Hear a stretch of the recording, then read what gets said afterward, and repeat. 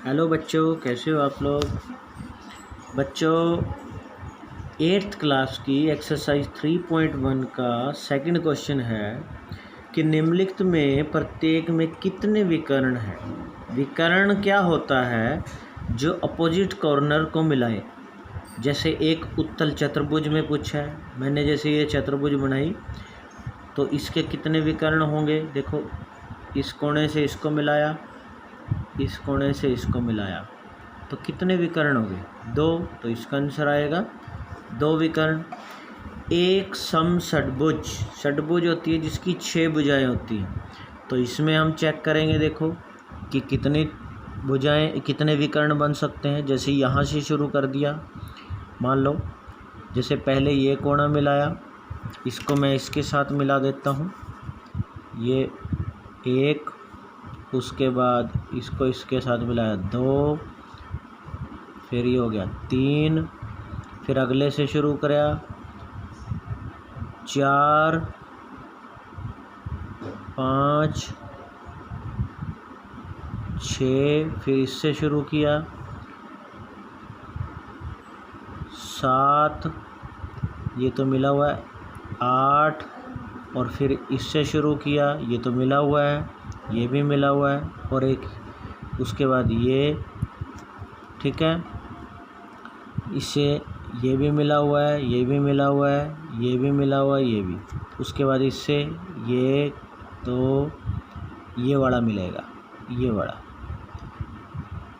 तो यानी हमने इस कोने से शुरू किया, तो इस कोने से हमने पहले इसको मिलाया, फिर 2, 3, उसके बाद अगले से 4, 5, फिर अगले से 6, फिर अगले से हमने किया 7, ठीक है, 8, और ये 9। तो इस तरह से इसके कितने विकर्ण बनेंगे? 9 विकर्ण बनेंगे। और त्रिभुज में देखो, इस कोने को हम इससे कैसे मिला सकते हैं? इसी के ऊपर ही आएगी लाइन। इसको इससे कैसे मिला सकते हैं? ये भी इसी के ऊपर आएगी ना, ये से। तो इसमें कोई भी विकर्ण नहीं बनेगा, इसमें विकर्ण है 0।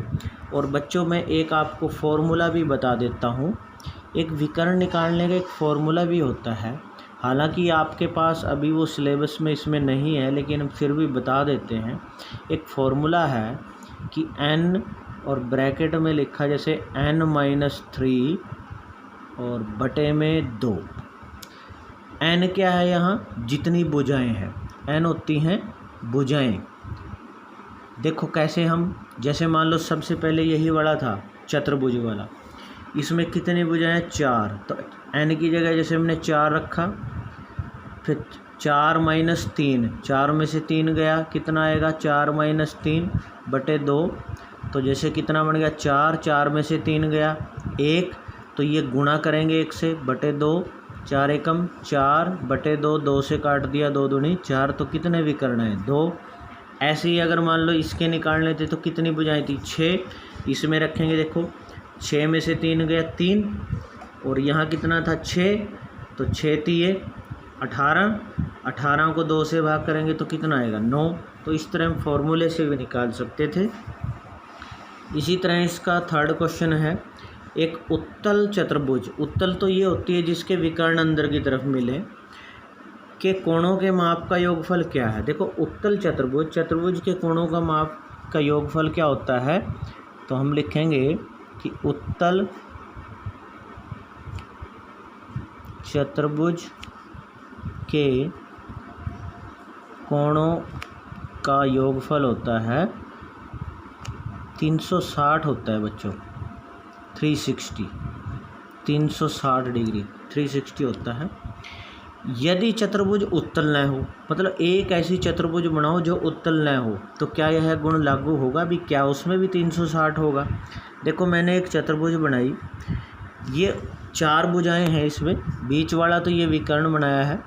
ये देखो 1 2 3 4, ये 4 भुजाएं हैं, ABCD 4 पॉइंट लिख दिए हमने। देखो, इसका अगर हम इस कोने से ये कोना मिलाएं तो विकर्ण बाहर की तरफ आता है। ये एक विकर्ण जिसका बाहर आता है तो वो चतुर्भुज क्या होती है? अवतल होती है, उत्तल नहीं होती। तो अब इसके कोणों का जोड़ देखो, हम चेक करेंगे। देखो, ये अंदर का कोण मान लो मैंने नाम लिख दिया 1, इधर इसको 2, और इधर 3। ऊपर वाली जो त्रिभुज बनी थी, ये ऊपर वाली ये त्रिभुज, इसमें मैंने इसमें नाम लिख दिए हैं इसके, जैसे 1, ये 2, ये 3 कोण दे दिए। ऐसे ही नीचे वाली में इसमें जैसे ये 4, इसको मैं दे दूंगा जैसे 5 और ये 6। जैसे मैंने इसको लिख दिया 4, ये 5 और ये 6, ऐसे नाम लिख दिए। अब त्रिभुज के कोणों का जोड़ कितना होता है? 180। ऊपर वाले त्रिभुज के तीनों कोण जैसे 1, 2, 3, यानी कोण 1, कोण 2 और कोण 3, तीनों का जोड़ क्या होगा? 180 डिग्री, क्योंकि त्रिभुज के क्या है ये?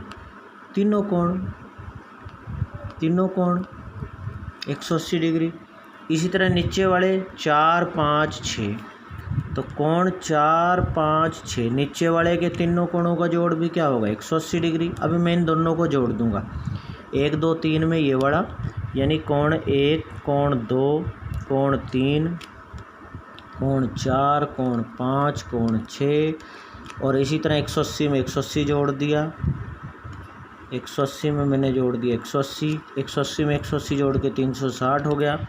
देखो ये वाला कोण 1, हमने कोण 1 ही लिख लिया, ठीक है, प्लस ये 2 और 4, ये दोनों इकट्ठे कर दिए, तो 2 और 4 को जोड़ के कोण B बनता है। और कोण 1 किसका नाम है? A का, तो मैं कोण 2 और 4 को इकट्ठा लिख दिया मैंने, 2 और 4 को, तो कोण 2 और 4 मैंने इकट्ठा लिख दिया। इसी तरह ये बीच में 3 और 5, ये जो यहाँ पे है कोण 3 और 5 को इकट्ठा लिख दिया, तो ये सारा कोण D बनता है। तो 3, यहाँ से 3 और 5 को इकट्ठा लिख दिया, 3 और 5, और इसी तरह 3 और 5 के बाद मैंने ये कोण 6 अलग लिख दिया। देखो कोण 1 तो क्या था ये? A, तो A प्लस 2 और 4 जुड़ के क्या बन गया? ये B, 3 और 5 जुड़ के क्या बन गया? D, और ये लास्ट में 6 कोण किसको लिखा है? C को, ये C। तो फिर इसका मतलब ABCD इन सब का जोड़ कितना हुआ? ये जो जोड़ था इधर 360। तो यानी इससे क्या पता चला, चाहे चतुर्भुज उत्तल हो या अवतल, चतुर्भुज कैसी भी हो, चारों कोणों का जोड़ हमेशा क्या आएगा? 360 डिग्री आएगा। तो इन्होंने पूछा है यदि एक चतुर्भुज उत्तल हो तो क्या यह गुण लागू होगा? तो हम क्या लिखेंगे कि हाँ, क्या होगा? लागू होगा। हाँ, यह गुण लागू होगा। यह गुण उत्तल न हो तब भी लागू होगा। तो इस तरह से आपने इनको समझ लेना है अच्छे से।